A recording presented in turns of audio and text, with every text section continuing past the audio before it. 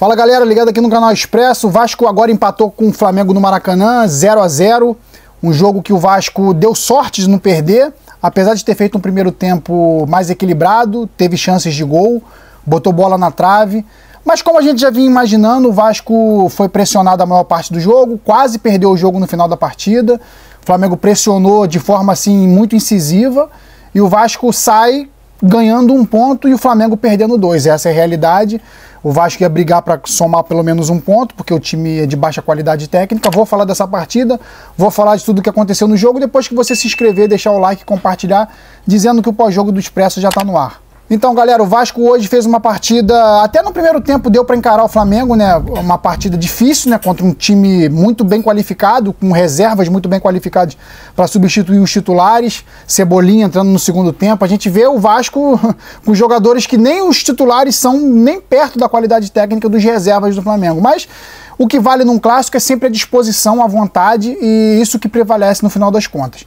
O Vasco sai hoje com 0 a 0, com um ponto, não porque teve competência, mas porque teve mais sorte do que futebol. Porque o Vasco fez um primeiro tempo muito bom, mas deixou mais uma vez a parte física fazer a diferença no segundo tempo e o Flamengo atropelou. O Vasco quase não teve ataque no segundo tempo.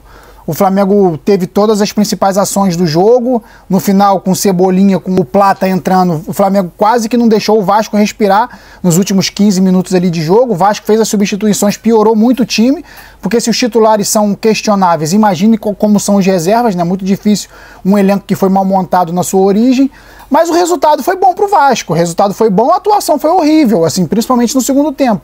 A gente quer ver um pouco mais de estabilidade nesse time, um pouco mais de controle, um pouco mais de controle do que vai fazer, do que vai conseguir, do que vai atacar, do que vai defender, o resultado que vai buscar no decorrer da partida, não o sufoco que tomou no final da partida, e se não fosse o Léo Jardim, o Vasco perderia o jogo. No primeiro tempo que o Vasco teve chances com o Paulo Henrique chutando na trave, o Nuno Moreira também bem na partida, driblando ali no primeiro tempo ainda o zagueiro do Flamengo, o Wesley, o lateral do Flamengo, chutando para a defesa do goleiro Rossi do Flamengo, e isso mostrou que o Vasco tem um time que pode competir, mas que a parte física e os substitutos fazem muito a diferença durante os 90 minutos. Então o resumo é que o primeiro tempo o Vasco fez um jogo de igual para igual, acho que o 0 a 0 foi até injusto, poderia ser 1 a 1 o jogo. No segundo tempo o Flamengo mereceu a vitória, mas não conquistou porque não fez o gol. E no futebol o gol é que faz a diferença no final das contas.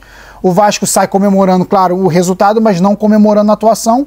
O Carille continua muito ameaçado no cargo, mas não por culpa só do Carille, galera. A gente tem que ver todo o planejamento, tudo que foi feito para esse elenco montado do Vasco. Um elenco que os substitutos não são à altura, nem perto dos que saem, na verdade, e os que entram diminuem, caem o nível. O Garré hoje diminuiu muito a capacidade de ataque do Vasco. O Vasco hoje perdeu o poder ofensivo quando fez as substituições. O Felipe Coutinho sair fez o time cair. Com o Zuccarello hoje entrando mal também, não fez quase nada. Então o Vasco é um time que não tem suplentes à altura. O time titular já é no limite e isso fez toda a diferença no decorrer da partida. O Flamengo teve muito mais posse de bola, atacou muito mais, principalmente no segundo tempo, e o Vasco conseguiu aos trancos e barrancos ali, um pouco na sorte, um pouco na competência do Léo Jardim, segurar o resultado. O Vasco hoje que entrou com o meio campo, com o Jair entrando no lugar do Tietê, que tá ainda fora, com o Hugo Moura fazendo a contenção, e o ataque com o Ryan, o Felipe Coutinho fazendo o meia, né?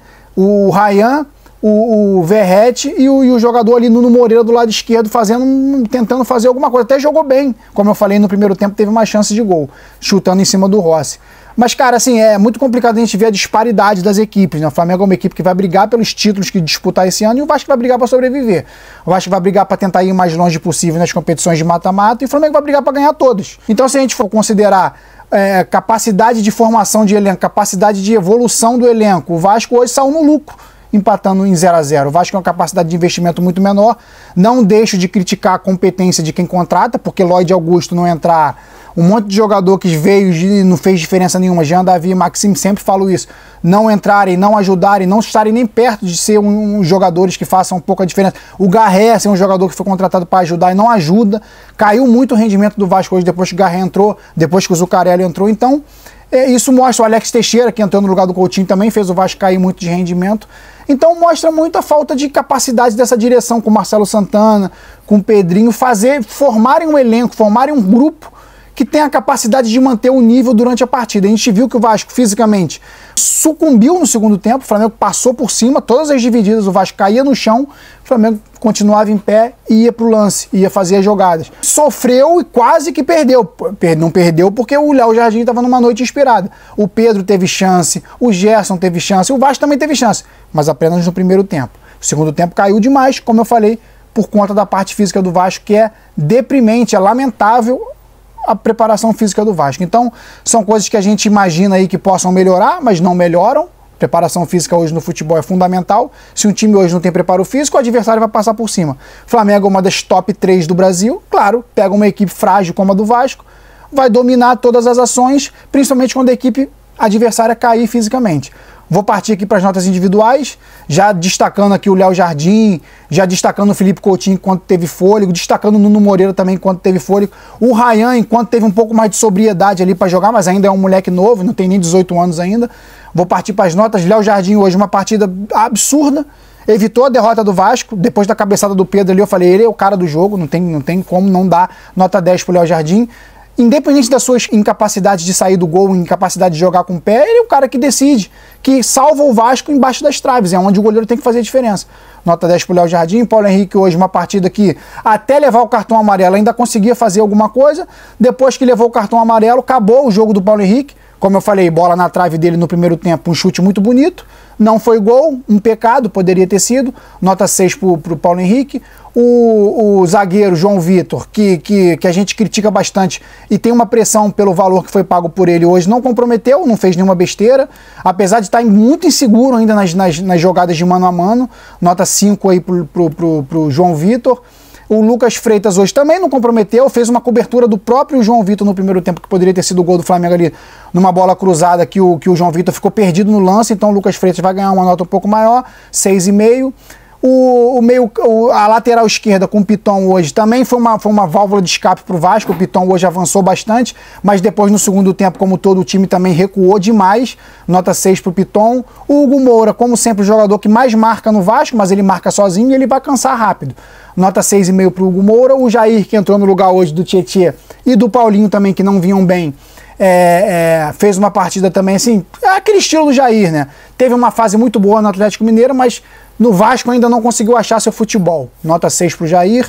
O Felipe Coutinho é o craque, é o cara que desequilibra, é o cara do passe diferente, é o cara que chama a atenção do adversário, que preocupa o adversário. Hoje fez uma partida boa, enquanto teve fôlego, eu sempre falo isso, o Felipe Coutinho sempre vai fazer a diferença a favor do Vasco, enquanto tiver saúde e fôlego dentro de campo. Ele é um cara de 32 anos, vai fazer 33 já, então vai cansar mais rápido. Nota 7 pro Felipe Coutinho. O Ryan hoje, que entrou no lugar do Garré como titular, fez uma partida também boa, deu trabalho para a zaga do Flamengo, teve uma arrancada dele no segundo tempo ali que ele cruzou errado pro Verratti, que o Verratti deu até toque de mão na bola, que é uma arrancada que é muito característica dele, que o Vasco tinha que explorar mais e não explora.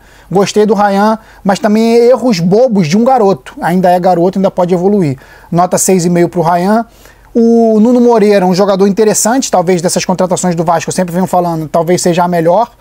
Nota 7,5 pro Nuno Moreira. Um lance ali dele no primeiro tempo, que ele dribla o Wesley, finge, chuta em falso e dá um toque, chuta no canto do goleiro. Se ele toca no canto oposto, era gol do Vasco, era 1-0 Vasco no primeiro tempo. Mas mérito também pro Rossi, que fez uma grande defesa. Nota 7,5 pro Nuno Moreira. E o Verratti é o cara que sempre vai brigar, mas hoje não participou muito. Até umas cabeçadas ali que ele deu, cruzamentos que não foram tão bons. Nota 7 pro Verratti, sempre um brigador. Os que entraram, o Garré muito mal, nota 3.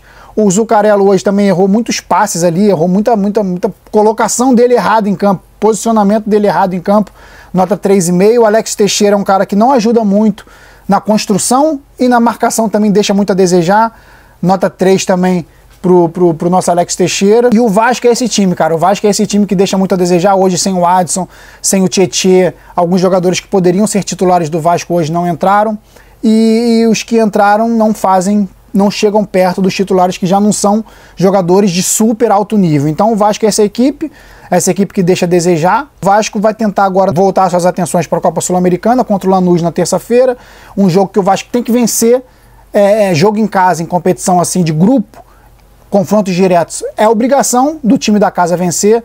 O Lanús não é esse bicho-papão todo, é um time argentino, um time chato. Não tanta tradição na Argentina, mas é um time chato, argentino. E o Vasco tem que somar os 3 pontos porque tá jogando em casa. O Vasco tem que colocar isso na cabeça e com tudo que tem de melhor, tentar somar os 3 pontos contra o Lanús. No Brasileirão, o Vasco chega a 7 pontos. É uma colocação, é uma posição até pro Vasco aí, 6º, 7º colocado ali, dependendo dos resultados. É uma colocação boa pro Vasco, por tudo que a torcida do Vasco vinha esperando, brigar para não cair. Mas a atuação hoje, primeiro tempo, deixou a torcida um pouco mais esperançosa. Um segundo tempo, deixou a torcida muito mais preocupada do que, né, do que a gente vinha falando aí. Não, na verdade, confirmando do que a gente vinha falando, né? O Vasco ia ser pressionado pelo Flamengo. No primeiro tempo foi até surpresa positiva, porque o Vasco conseguiu trocar tiro com o Flamengo, trocar ataque. Bola na trave aqui, Rossi salvando, Léo Jardim salvando, bola passando perto. No segundo tempo, foi um atropelo físico do Flamengo que teve muito mais chance. É isso, galera. Então eu volto aí para Vasco e Lanús na terça-feira pela Copa Sul-Americana. Jogo decisivo aí para o Vasco assumir a liderança e passar logo para as oitavas de final da Copa Sul-Americana sem precisar ir para o mata-mata. É isso, então eu volto na terça contra o Lanús. Saudações vascaínas sempre. Fui!